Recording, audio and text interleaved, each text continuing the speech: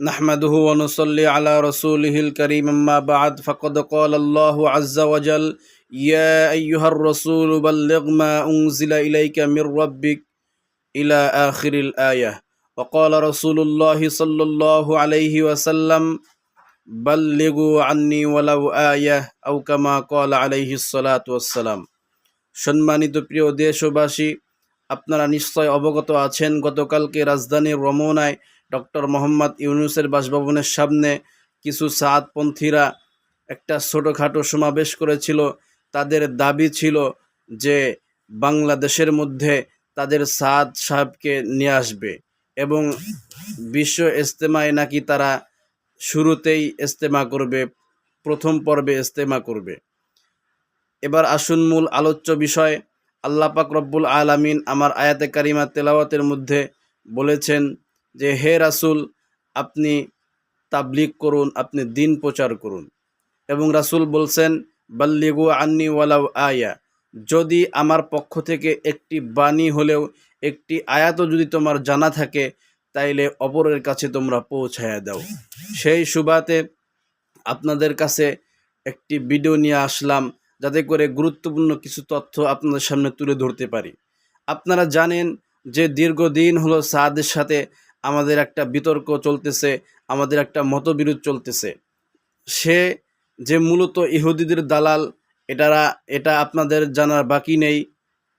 এজন্য আমরা তার বিরোধিতা করতেছি। কারণ ইহুদিরা গভীর একটা সূত্র ধরেছে, একটা চক্রান্ত করেছে যে বিশ্ব বাজারে তাবলীগ খুব ভালোভাবে দিন প্রচার হচ্ছে। এজন্য তাবলীগের মধ্যে কেমনে ফাটল ধরানো যায় সেইভাবে তারা সাদ সাহেবকে অনেক টাকার বিনিময়ে তারা কিনে নিয়েছে। এজন্য সাদ সাহেব বিভিন্ন সময় বিভিন্নভাবে ইসলামের নামে অপব্যাখ্যা করতেছে, কোরআনের অপব্যাখ্যা করতেছে। এই কোরআনের অপব্যাখ্যা করা যখন শুরু করে, যখন ওলামায়ে হাক্কানি ভুল ধরা শুরু করে, তখন ওলামাদের মধ্যে, সাদ পন্থীদের মধ্যে একটা মতবিরোধ সৃষ্টি হয়। সেই সুবাদে সাদ সাহেব আর দ্বিতীয়বার সেগুলা কথাকে রুজু না করেই তার কথার উপর অটল অবিচল থাকে।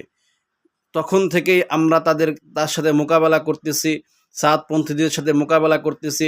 আপনারা দেখেছেন আমাদের ওলামায়ে কেরাম, ছাত্র তলাবা সেই টুঙ্গির ময়দানে রক্ত ঝরাইছে। এজন্য আমরা চাই না যে আমাদের বাংলাদেশের মধ্যে তাবলীগের নামে একজন ইহুদির দালাল আসুক।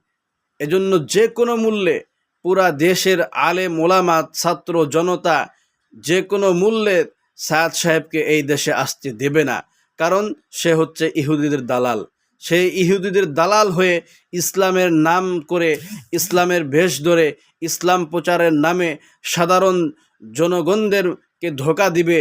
এই ধোঁকা দেওয়ার সুযোগ আর দ্বিতীয়বার দেওয়া হবে না। কথা বলেন ঠিক কিনা? সম্মানিত প্রিয় দেশবাসী, আজকে দেখেন দীর্ঘ 16 বছর সাধারণ জনগণদেরকে ধোঁকা দিয়ে বোকা বানিয়েছিল। আজকে কিছু আলেম নামে জালেম, যারা সাধারণ মানুষের ঈমান নিয়ে ছিনিমিনি খেলছে, সেই কোথাকার দিল্লির সাদ সাহেব বাংলাদেশে আসবে, এটা বাংলাদেশের ওলামায়ে একরাম কখনো মেনে নেবে না। সম্মানিত প্রিয় দেশবাসী, আমরা ওলামায়ে একরাম সাদ সাহেব যতক্ষণ পর্যন্ত তার আকীদা শুদ্ধ ছিল, ততক্ষণ পর্যন্ত আমরা তাকে সম্মান করেছিলাম, দাম দিয়েছিলাম।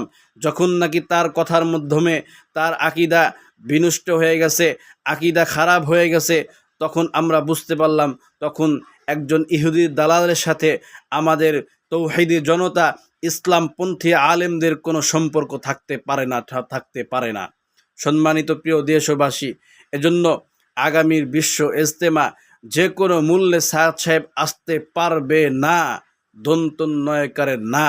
যদি সাদ সাহেবের অনুসারী বেশি বাড়াবাড়ি করে, যদি দিল্লির থেকে, ভারত থেকে লোক নিয়ে আসতে চায়, প্রয়োজনে আমরা তাদের সাথে যুদ্ধ লাগিয়ে দিয়ে তাদেরকে বাংলা ছাড়া করব। কথা বলেন ঠিক কিনা?